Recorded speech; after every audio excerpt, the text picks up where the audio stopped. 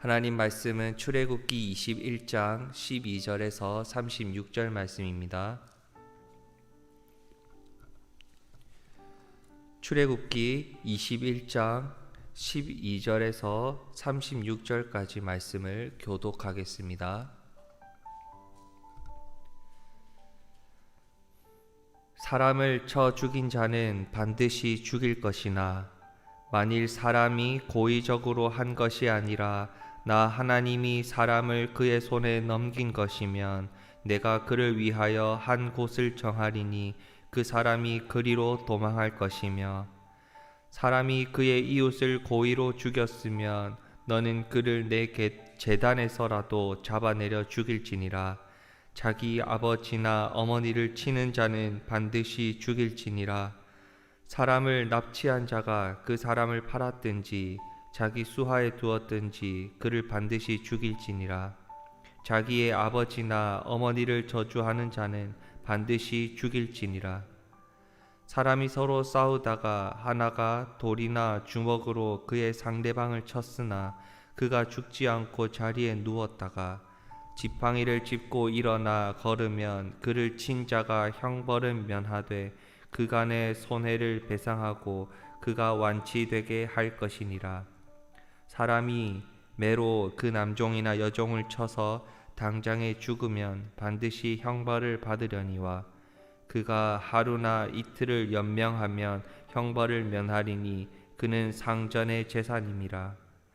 사람이 서로 싸우다가 임신한 여인을 쳐서 낙태하게 하였으나 다른 해가 없으면 그 남편의 청구대로 반드시 벌금을 내되 재판장의 판결을 따라 낼 것이니라. 그러나 다른 해가 있으면 값되 생명은 생명으로, 눈은 눈으로, 이는 이로, 손은 손으로, 발은 발로, 된 것은 된 것으로, 상하게 한 것은 상함으로, 때린 것은 때림으로 갚을지니라. 사람이 그 남종의 한 눈이나 여종의 한 눈을 쳐서 상하게 하면 그 눈에 대한 보상으로 그를 놓아줄 것이며 그 남종의 이나 여종의 이를 쳐서 빠뜨리면 그 이에 대한 보상으로 그를 놓아줄지니라. 소가 남자나 여자를 받아서 죽이면 그 소는 반드시 돌로 쳐서 죽일 것이요 그 고기는 먹지 말 것이며 임자는 형벌을 면하려니와 소가 본래 받는 버릇이 있고 그 임자는 그로 말미암아 경고를 받았으되 단속하지 아니하여 남녀를 막론하고 받아 죽이면 그 소는 돌로 쳐 죽일 것이고 임자도 죽일 것이며 만일 그에게 속죄금을 부과하면 무릇 그 명령한 것을 생명의 대가로 낼 것이요 아들을 받든지 딸을 받든지 이 법규대로 임자에게 행할 것이며 소가 만일 남종이나 여종을 받으면 소 임자가 은 30세겔을 그의 상전에게 줄 것이요 소는 돌로 쳐서 죽일지니라. 사람이 구덩이를 열어두거나 구덩이를 파고 덮지 아니하므로 소나 나귀가 거기에 빠지면 그 구덩이 주인이 잘 보상하여 짐승의 임자에게 돈을 줄 것이요 죽은 것은 그가 차지할 것이니라. 이 사람의 소가 저 사람의 소를 받아 죽이면 살아있는 소를 팔아 그 값을 반으로 나누고 또한 죽은 것도 반으로 나누려니와 그 소가 본래 받는 버릇이 있는 줄을 알고도 그 임자가 단속하지 아니하였으면 그는 서로 소를 갚을 것이요 죽은 것은 그가 차지할지니라. 아멘. 하나님께서 하나님 나라의 법을 주셨습니다. 나 외에 다른 신을 섬기지 말라 하시며 하나님을 사랑하고 이웃을 사랑하라 하십니다. 그리고 종교나 사회나 경제적으로 우리 삶의 전반적인 부분에 있어서 어떻게 구체적으로 하나님의 법을 적용하고 살아가야 하는지 언약법을 주셨습니다. 이 언약서의 한 가지 주제는 오직 하나님만이 우리의 왕이 되신다는 것입니다. 하나님이 우리의 왕이시기 때문에 하나님의 말씀, 하나님이 주신 계명을 따라 우리가 살아가야 한다 말씀하시는 것이죠. 왜 이렇게 법을 주셨을까요? 시내산으로 오기 전까지 이스라엘 백성은 애굽에서 종노릇하는 삶을 살았습니다. 그런데 하나님은 이스라엘을 애굽에서 건져내셨고 그들을 구원하셨고 약속의 땅 가나안으로 인도해 가고 계셨습니다. 그들을 약속의 땅으로 인도해 가신다. 그들을 하나님의 백성으로 구원하셨다는 것은 이제 자신의 나라로 삼으실 것을 결정하신 것이죠.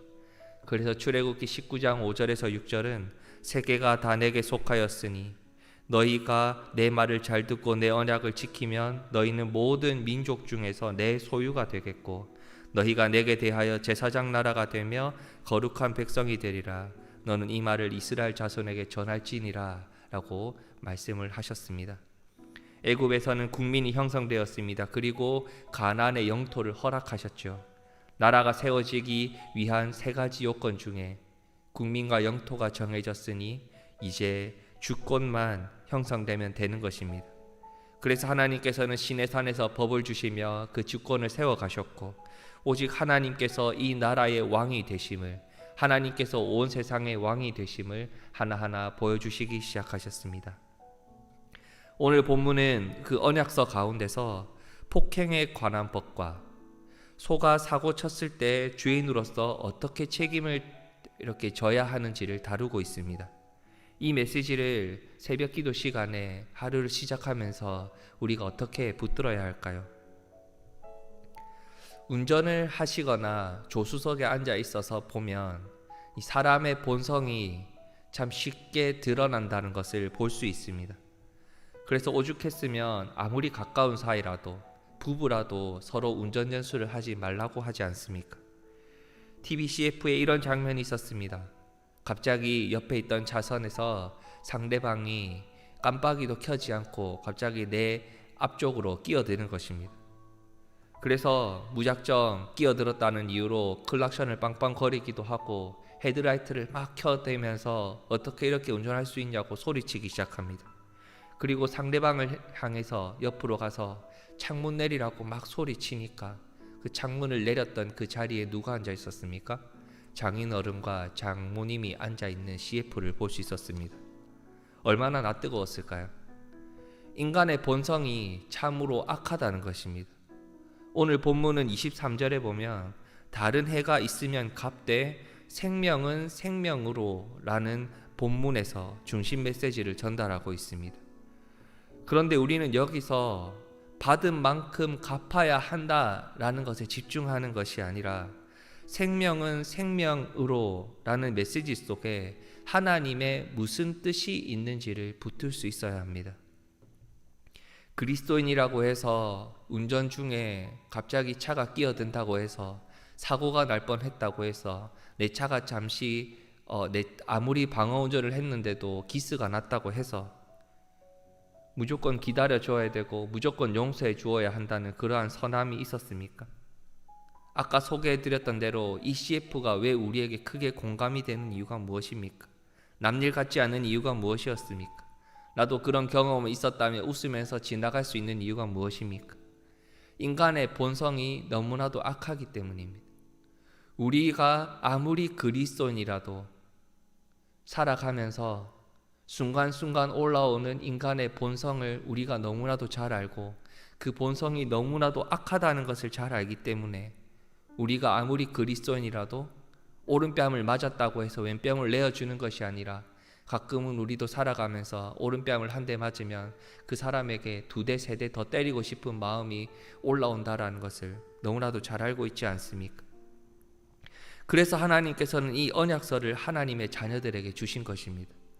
받은 대로 갚아주어라 라는 메시지가 아니라 인간의 본성이 너무나도 악하고 죄악된 본성임을 잘 아시는 하나님께서 하나님의 백성으로서 하나님의 나라 안에 하나님의 땅에 살아가는 그리스도인이라면 하나님이 정해주신 법의 틀 안에서 살아가라 라고 그 법을 정해주신 것입니다. 하나님의 나라 백성이니 하나님이 정해주신 규정 틀 안에서 살아가라, 순종하며 살아가라 말씀하신 것입니다. 너희들이 너무나도 악하다는 것을 잘 알기 때문에 그 악함을 인간의 본성대로 살아가지 말고 하나님 말씀에 순종해서 손해를 보는 일이 있더라도 피해를 받은 일이 있더라도 마음 아픈 일이 있더라도 2배, 3배 인간의 본성대로, 죄악된 본성대로 갚아주려고 하지 말고 하나님이 정해주신 틀 안에서 살아가면서 세상을 향해, 가까운 지인들을 향해 하나님의 사랑을, 사랑이신 하나님을 보여주어야 한다 말씀하시는 겁니다. 살아가면서 쉼없이 올라오는 죄악된 본성, 인간의 연약함을 꾹꾹 누르고 하나님의 말씀의 은혜로 누르고 덮어서 정말로 오늘도 하나님의 말씀을 기억하고 하나님 말씀 안에서, 하나님이 정해주신 틀 안에서 그 말씀에 순종하며 살아가야 하는 것이 바로 오늘 하나님을 예배하며 참된 그리스도인으로 살아가는 하나님의 자녀들의 모습 아니겠습니까? 하나님께서는 반드시 죄에 대해 벌, 잘못에 대한 책임을 물으시는 공의의 하나님이십니다. 본문에 나오는 잘못들은 우리가 언제든지 범할 수 있는 잘못들입니다. 우리는 이러한 것들의 범할 가능성을, 약함을, 여기에 우리가 너무나도 쉽게 노출되어 있다는 것을 잘 알고 있습니다. 그런데 2000년 전에 주님께서 이미 우리의 벌을 다 당하셨고 우리의 죄를 다 짊어지셨고 우리의 잘못을 다 책임지셨다고 말씀하고 있습니다. 따라서 우리는 오늘을 살아갈 때에 세상 사람들과 똑같이 살아가거나 내 안에 죄악된 본성을 그대로 표현하며 살아가거나 그것을 잘 다스리지 못하고 살아가는 삶이 아니라 매일같이 말씀 앞에서 기도하며 인간의 본성과 죄악된 본성들을 주님 앞에서 다 내려놓고 하나님이 정해주신 틀 안에서 정말로 하나님이 정하신 그 경계 안에서 이웃들과 관계를 맺으며 세상을 살아가며 그 경계 안에서 죄와 책임을 마주하는 것으로 마귀의 유혹을 이기고 하루하루를 살아가야 하는 것입니다. 오늘을 살아갈 때에 하나님이 정하신 그 은혜의 경계 안에서, 하나님의 품 안에서, 하나님의 틀 안에서 오늘을 살아가십시오. 우리가 매일같이 기도하는 이유가 어디에 있습니까? 우리의 연약함과 우리의 죄악된 본성을 너무나도 잘 알기 때문입니다. 우리가 그 경계를 분명히 알고 하나님이 정하신 선을 넘지 않고자 하나님께 지혜를 구하기 위해 오늘도 말씀 앞에 기도하는 것입니다. 하나님 앞에 바로 서가는 우리의 삶을 통해 오늘도 온 세상에 하나님의 나라가 바로 세워지고 하나님의 영광이 나타나고 하나님의 온전하신 사랑이 전해지는 순간이 우리의 삶을 통해 온전히 나타나기를 주님의 이름으로 축복합니다. 시간 같이 기도하겠습니다. 하나님, 오늘을 살아가면서 우리가 하나님의 뜻을 바르게 알 수 있는 지혜를 주시옵소서. 오늘을 살아갈 때에 인간의 본성, 죄악된 본성을 우리가 하나님의 말씀으로 꾹꾹 누르고 하나님의 은혜로 살아갈 수 있도록 인도하여 주시옵소서. 혹시나 오늘을 살아가면서 나 때문에 억울한 이가 생기지 않도록 하나님께서 우리를 지키고 보호하여 주시고, 우리가 혹시나 어려운 일이 있었을 때 다른 사람을 용서할 수 있는 사랑과 사랑의 마음을 하나님 우리에게 품게 하여 주시옵소서. 같이 기도하고 싶습니다. 그리고 갈매교회 성도님들이 오늘도 하나님의 은혜로 하나님이 주신 기쁨을 가지고 하루를 잘 감당할 수 있는 은혜를 달라고 이 시간 같이 기도하신 뒤에 개인적으로 기도하시고 자유롭게 돌아가시겠습니다. 기도하시겠습니다.